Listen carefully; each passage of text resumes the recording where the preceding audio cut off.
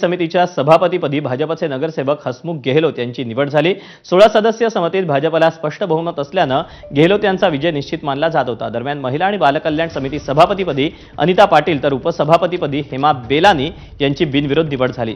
भाजपच्या वर्चस्वामुळे महापालिकेतील प्रमुख समित्यांवर पक्षाचं नियंत्रण कायम राहिलं।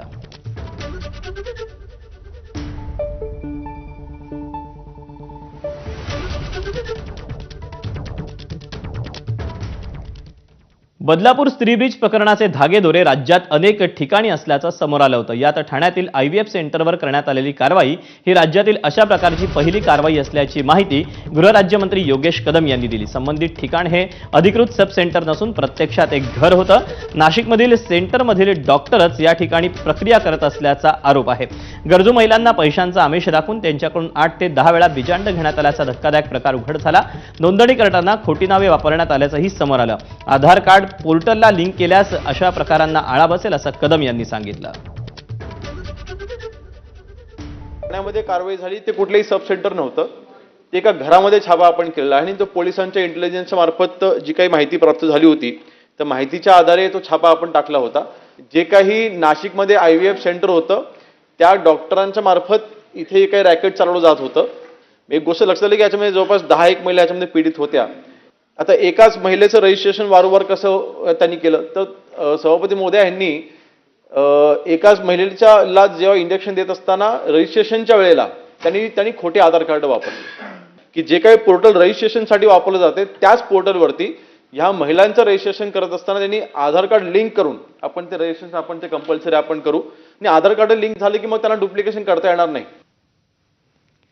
बदलापूर स्त्री ब्रिज विक्री प्रकरणाचे धागेदोरे राज्यभरात पसरल्याचं उघडकीस आलं असून या प्रकरणी पोलिसांनी ठाणे नाशिक येथून IVF सेंटर चालवणारा मुख्य आरोपी डॉक्टर अमोल पाटीलला अटक केली। त्याला नाशिकमधून बेड्या ठोकण्यात आल्यात। आतापर्यंत पोलिसांनी या स्त्री ब्रिज विक्री प्रकरणी 4 महिला आरोपींसह एका पुरुष डॉक्टरला अटक केली। मुख्य आरोपी असलेला डॉक्टर अमोल पाटील हा अटकेत आल्यानं आता आणखी काही मोठे खुलासे होण्याची शक्यता पोलिसांनी व्यक्त केली आहे।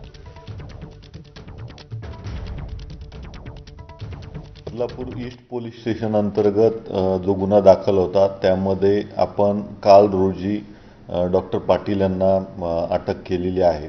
आज रोजी माननीय न्यायालयासमोर आपण त्यांना हजर केलेलं आहे आणि एकूण 5 दिवसांची PC जे आहे ते आम्हाला मिळालेली आहे।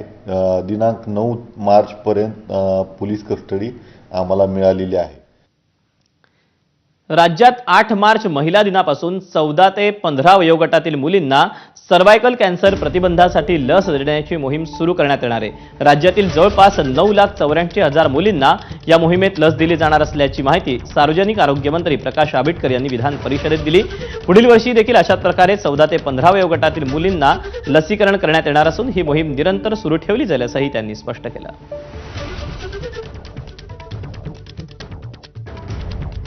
पुढच्या 3 महिन्यांमध्ये हे वॅक्सिनेशन होईल आणि त्यानंतर ती निरंतर प्रोसेस वॅक्सिनेशनची जी आहे ती तशाच पद्धतीने चालू राहील की ज्याची आवश्यकता अशी होती की 14 ते 15 वयोगटातल्या ह्या ज्या मुली आहेत त्याच्यानंतर नेक्स्ट पुढच्या 14 ते 15 वयोगटातल्या मुली पुढच्या नेक्स्ट इयरला येतील की ज्याच्यामुळं या मुलींना जो होणारा सर्व्हायकल कॅन्सरचा पार्ट होता तो आपण सगळेजण चांगल्या पद्धतीनं दूर करण्यामध्ये एक महत्त्वपूर्ण पाऊल आंतरराष्ट्रीय महिला दिनाच्या दिवशी आपण महाराष्ट्र शासनाच्या वतीने घेतोय।